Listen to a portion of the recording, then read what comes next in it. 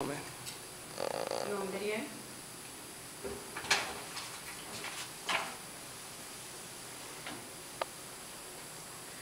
How many of you expect to go to work and get slapped, kicked, spit on, or maybe even killed? Anybody? Not me either. Well, you know what? If you're a nurse, you can expect it. Especially if you're an ER nurse.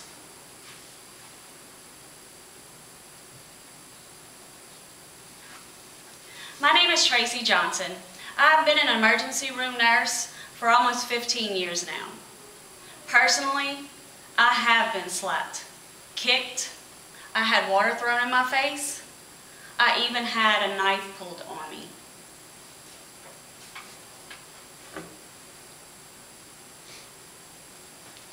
For those very important reasons, I would like to talk to you about violence against nurses in the workplace and how the current law in Louisiana needs to change to serve nurses better. Let's start by defining violence in the workplace. According to the National Institute for Occupational Safety and Health, workplace violence is defined as any physical assault, threatening behavior, as well as verbal abuse that occurs in the workplace. Today, I will be focusing on violence against nurses in the workplace, especially in the emergency department. I will provide examples of violent behaviors, reveal some alarming facts and statistics, as well as the current law in regard to how it protects nurses here in Louisiana.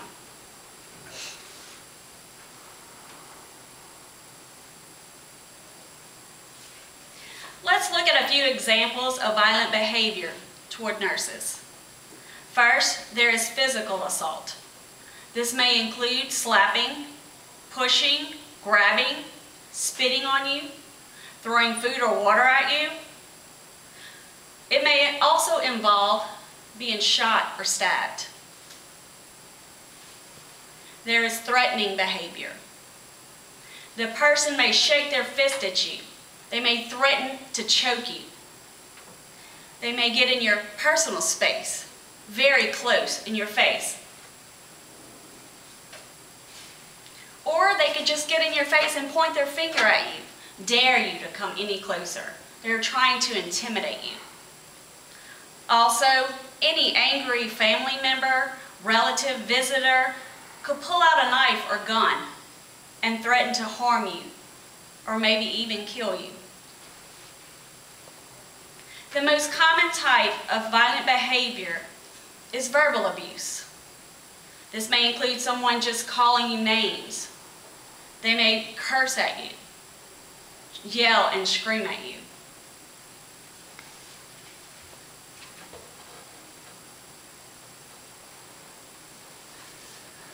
Next, let's look at some facts and statistics. You may find it very alarming to learn how often violence against nurses occurs. According to the Nurses Association, the American Nurses Association, in 2009, more than 50% of emergency department nurses experienced violence in the workplace. In the same year, there were over 2,000 assaults or violent acts against nurses. Unfortunately, between 2003 and 2009, there were 8 registered nurses that were fatally injured while they were at work.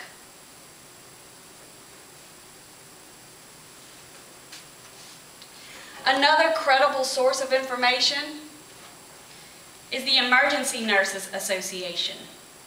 According to one of their recent studies, every week across the United States, between 8 and 13% of nurses are victims of physical or verbal abuse.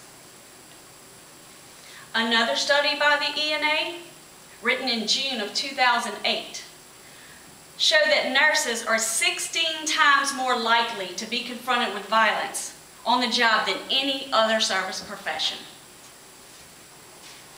Another more recent study by the ENA shows that the rate of violence against nurses is steadily rising. Just this year in January 2011, more than half of the nurses reported experiencing some type of verbal abuse, and more than 12.9% reported experiencing physical abuse. This was only in a 7-day period.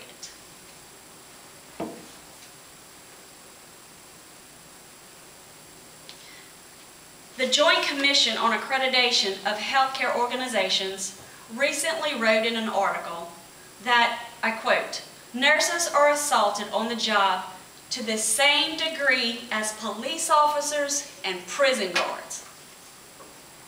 I don't know how any of you feel about that, but as a nurse, that scares me to death.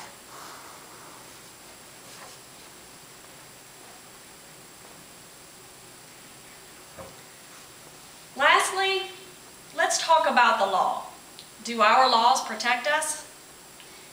Is it a felony crime to assault a nurse while they are on duty? Nope, not in Louisiana. But it is a felony crime to assault a police officer, a firefighter or a fireman, or even a public bus driver. Thankfully, the Louisiana State Nurses Association has co-sponsored a bill to change all that. But to this date, the bill has still not passed.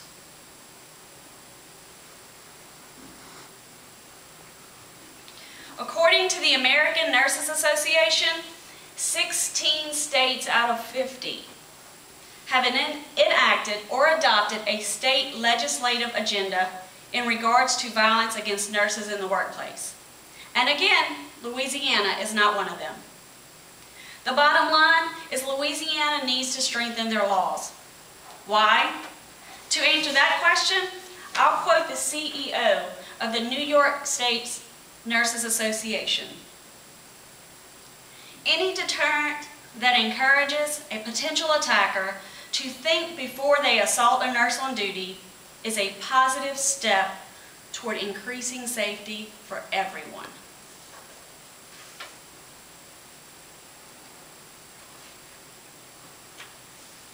In summary, now that you're aware of violence against nurses in the workplace, have been given examples, facts, statistics, as well as information on the current laws that protect us, I encourage each of you to write down to your local, state, federal levels, any level, be a voice.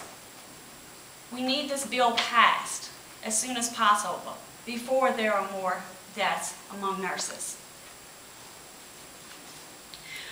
We nurses want the laws to protect us in the same way they protect police officers, firemen, and EMT paramedics. We too are public service servants, and we too demand to be protected. I will conclude with this. Nurses and future nurses, protect yourselves, protect each other, help change the laws, because you never know when you might be the next victim. Thank you.